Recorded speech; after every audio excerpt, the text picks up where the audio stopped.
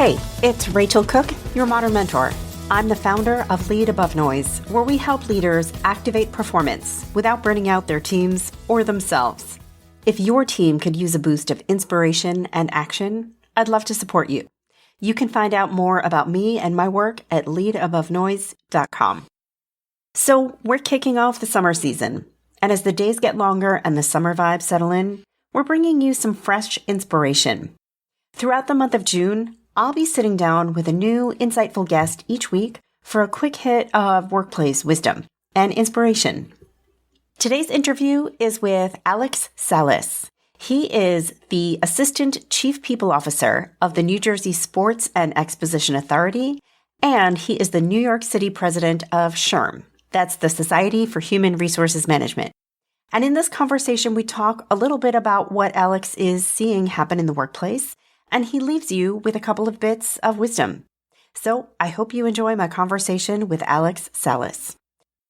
Alex Salas, welcome to the Modern Mentor Podcast. It is such a pleasure to have you here. And before you say anything, I want to say this is actually our second take. We tried this once before. We had some technical issues. And when I reached out to tell you that, instead of telling me it was a bummer, you said, that's great news, because I think I could do even better the next time. And I have so much admiration for that. So welcome back. Well, it's great to be back. Part 2, part 3, whenever. It's great to always talk with you, Rachel. Awesome. And we're going to shoot for just 2, but you never know, right? True. So, Alex, it is a pleasure to have you here today. We are trying something a little bit different on the Modern Mentor Podcast. We are going to be running a series of what I'm calling these kind of short form interviews, where I'm going to be connecting with senior HR people in different organizations in different capacities, but in theory, people who all know a thing or two about people and workplaces and how to be successful. And I've just got 3 questions for you. And so you were game, you raised your hand, you're going to be my guinea pig. And so we are going to play with this 3-question interview format and see how it lands. You feeling ready? Yeah, absolutely. Awesome. So by way of introduction, Alex, you are the Assistant Chief People Officer at the New Jersey Sports and Exposition Authority. You are also the head of the New York City SHRM, or Society for Human Resources Management chapter, if I'm not mistaken. That is correct. Yeah, it is a mouthful, yeah. I like to keep myself busy. What can I say? That is fantastic. Yeah. That is a lot. It's a lot that you've got on your plate, and it gives you access, presumably, to a lot of people like yourself who have expertise in people and talent, but also the talent in your own workplace at the New Jersey Sports and Expo Authority. And so I'm excited to tap into your mind share. So today we are going to focus this conversation in these 3 questions on, again, tapping into your insight and wisdom around people and defining and achieving success in the workplace. And we're going to pull on some of what you've seen, some of your experiences, to offer some actionable insight and wisdom to the listeners. And we're going to see how it lands. Yeah, sounds great. Okay, so my first question for you, Alex, is what is something important that you have learned or figured out or cracked the code on in your time as a senior HR person?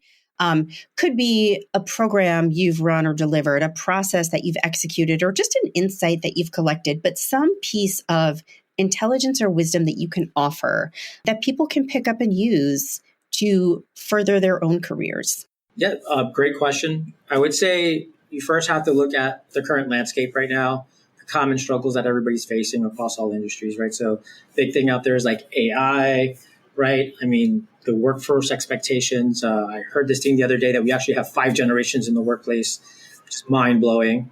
And then also like talent shortages, right? And skills gaps that people have. But I mean, when you take all of that into consideration, like all that can be interwoven, at some points, right? And for me and for my organization, I think what's important is our approach, right? It is about employee experience. Now with us, I think that nowadays, it seems like a lot of people are kind of going away from working from home, right? It seems like a lot of people are kind of reverting back to the 5-day model. What we've been doing here is that we've kind of maintained steadfast in the work from home policy. And I think it's really helped. And we're not just going back, but we're actually doing things to enhance it. For example, we've relaxed trial periods, because before you had to work here for 6 months and be in the office for 5 days a week, and we relaxed that. So I think what we have noticed is that we're demonstrating trust in our employees and our people. right? And this trust, from what we've seen so far, it's been reciprocated, right? And I just think that, having clear communication with your staff, right, and trust is basically a successful recipe to have, at least to be productive and in the workforce. And the other thing, like I would add, that has also really resonated here is the being intentional with building camaraderie and connection of people, right? One of the things that I've introduced here is the employee resource group that we have. It has executive support already. Committee has been formed, and it's a wide range of like engaging activities for employees to do. I don't know when this is going to air, but tomorrow is Pi Day, March 14th, right? So we're doing like a big event on Pi Day with pizzas and pies and stuff like that. I mean, then we're doing something for St. Patrick's Day, which is on Monday. We normally don't do things back to back like that. But I just think, it's more than just doing something fun. It's about employee engagement. It's about bringing your staff together, right? It's about participating. And I think when you do that, that camaraderie is going to help you at work and in your teams. And it's just really great. And not just for the people that attend, but also for the people within the committees, right? Because now what we've done is give people leadership positions, work different skill sets that they might have not been using in their usual 9 to 5, right? So I just think it's just incredible. So I would say those two things have helped us out, at least for here. Where I'm at is the employee resource groups and being intentional and the work from home. But it all boils down to employee experience, right? You're providing a good employee experience for your folks. And that, in the end helps us out. That's awesome, Alex. Congratulations to you and to your organization for having the insight around how important those things are.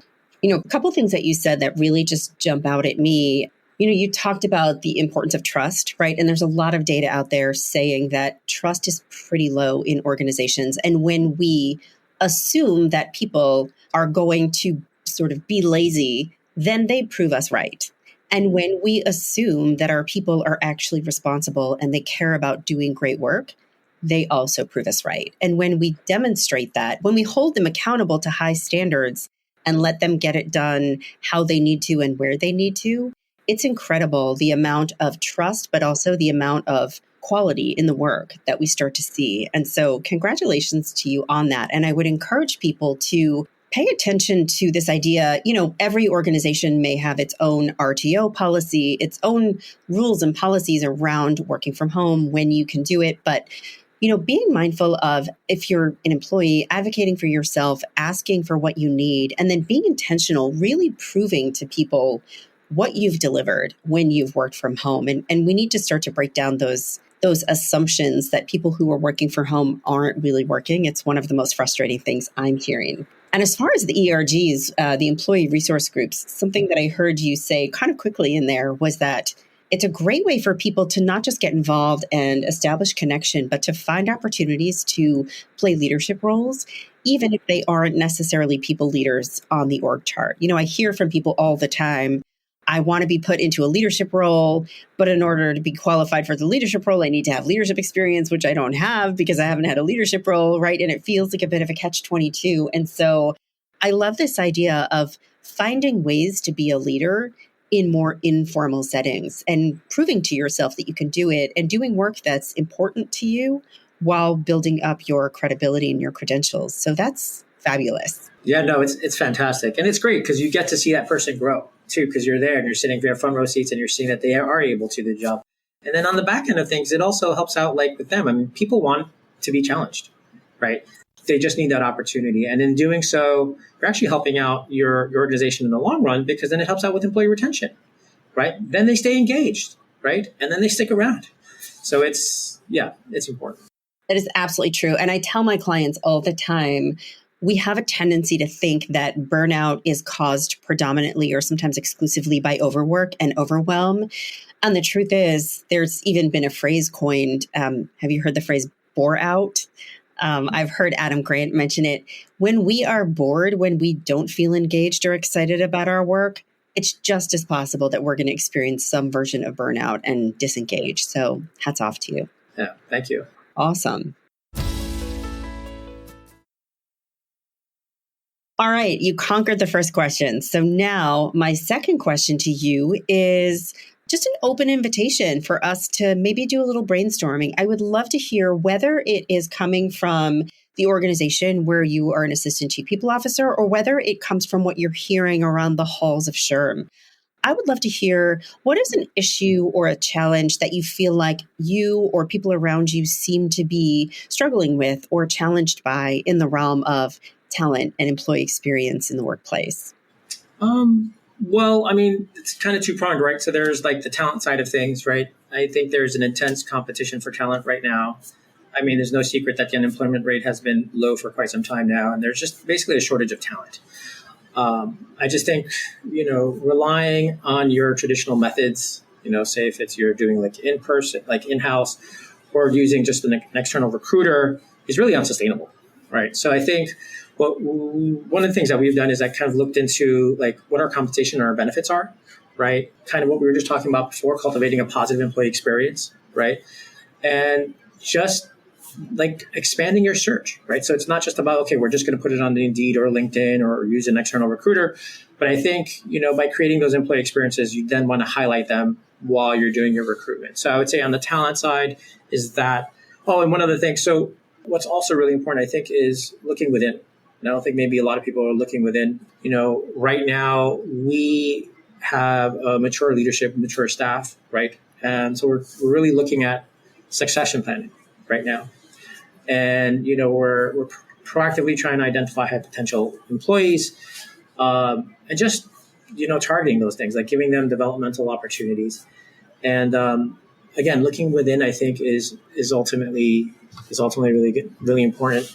I think the last thing I would say is, when you're looking within, the training aspect is really important because you need to train your staff, you need to train your leaders, into kind of what's to come, the future of the workplace, So right now we have some learning platforms and, tuition reimbursements that we kind of, putting out there and just, fostering a culture of just learning, right. And not to be shy, asking asking for more. You're not going to be, criticized for that or anything like that. So I think just prioritizing employee value, right, and just making the work environment also really compelling, I think, is really important. So that's kind of what we've been doing. That's great. So would you mind if I offered my 2 cents on a couple of those topics? Absolutely. Yeah, go for it. Okay, so let's do this. So talent shortages are a real thing, right? And companies, I feel like I'm still seeing a lot of companies go to market with sort of their corporate values, which, if I'm honest, can sometimes sound a little bit generic, a little bit like everybody else's, and a little bit like, what do they say? Motherhood and apple pie.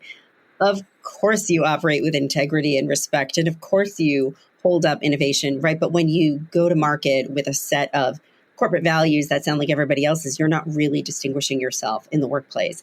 I think the most powerful way to distinguish oneself in the workplace is with your internal talent and how people feel about your organization and how they represent it on the outside. I always tell clients, even if you are doing a reduction in force, even if you are letting people go, which is awful, but it is a reality, be mindful of that experience because they are still ambassadors to your company. They are going to leave your company and talk to other people about their work experience, and it matters. And so one of the things I love to help organizations do is to empower their employees to craft their own employee experiences. And by that, I don't mean giving them a menu of options to choose from, but I mean inviting clusters of employees to come together and have conversations about where do they see opportunities to better deliver great work and develop new skills and connect to each other and really thrive to manage their wellness. And when you put them together, you ask them to identify opportunities and then not to develop kind of big, large scale solutions, but really just first small steps. You give them the authority to sort of put some ideas down on the page and run some experiments.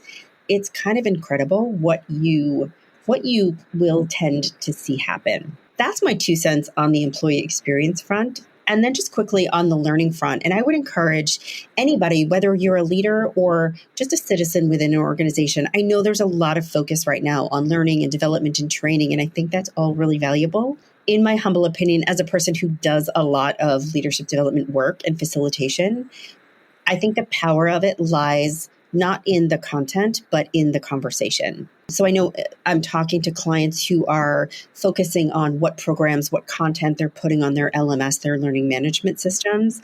And I would say, whatever you are investing in the development and delivery of content, make sure that you are also investing in giving your employees the time and space to come together and talk about it, talk about what they learned, talk about how they've applied it, talk about where they're experiencing challenges, and give them the space to just coach each other. And I would say, if you are an employee in an organization and you've been doing some learning, pull a couple colleagues together and give this a try. Create just a little peer coaching circle where you share some of your own insights and experiences around the learning. It really helps bring it to life and make it feel more relevant and resonant in the context of your organization. I love that. I love how you said it's not just about the content, it's about the conversation. You're absolutely right about that. That's great. Yes. Look at us being on the same page. All right, Alex, we're in the home stretch here, and this is your opportunity to drop a piece of advice or wisdom, something you've picked up and learned, or something that you've seen people be really successful with, something that somebody could take and implement later today if they wanted to. One piece of advice, one call to action that you wish people would take in order to achieve their version of workplace success. I would say, this may come to a shock, is just basically to stop. To stop. To take a pause and literally step back. Like, I know it's counterintuitive, but I have to say it's absolutely essential. We're in a day and age where we're just constantly on the go, always trying to kind of it's like whack-a-mole. You're hitting one thing after another, right? That we lose sight often of the bigger picture, right? That's what it is. So if we take a step back, I think you just need to kind of look at things holistically, right? And strategically. It's not just about completing one task and moving on to the other. It's about looking at the big picture. I would also say, I encourage everybody to just dedicate some time. And it's, again, not just to step back from work, but also for yourself, right? I mean, a lot of times there's been a lot of talk about mental wellness, right? Mental well-being, burnout. I mean, I'm sure we've heard about it. It's been all over for the last few years. But not so much for that. I mean, obviously that's very important. You need to take care of yourself, but then also take some time to decompress and then assess your strategies, assess what you're really doing and how that's being tied into your organizational goals. I just feel like we're always constantly putting out fires, right? And I just think when you're doing that, you're essentially, even though you're quote unquote getting the job done, what ultimately is going to happen, you may not be doing it in the best way or the most efficient way. And then you might potentially have more problems down the road. Taking up more of your time, right? And getting more stressed out, right? So I would say, to avoid the burnout, to avoid all that, I just think, take that time, make sure to be resilient, right? And then, you're ultimately doing it for your people, right? And I don't know, that would be one thing my call to action would be just take a break, look at things holistically, and I guarantee it's going to make you a difference in the long run. I think that is a perfect piece of advice. You've set a high bar for future participants in this little experiment. I think that is spot on. I think we are all so collectively busy in the go and the do, and we totally are not disciplined about just taking a pause and asking ourselves, I'm running so fast down this path. Am I on the right path? Is there a shorter path I could be taking? And so just giving yourself the grace of just small breaks, schedule them if you have to. I think Absolutely. That is the perfect call to action. Thank you, Alex. You're welcome. I loved this conversation. I'm so grateful that you came back for round 2. I have a good feeling about this one, and it was a pleasure having you. Alex Salas, thank you so much for your time. It's a pleasure being here. Thank you, Rachel.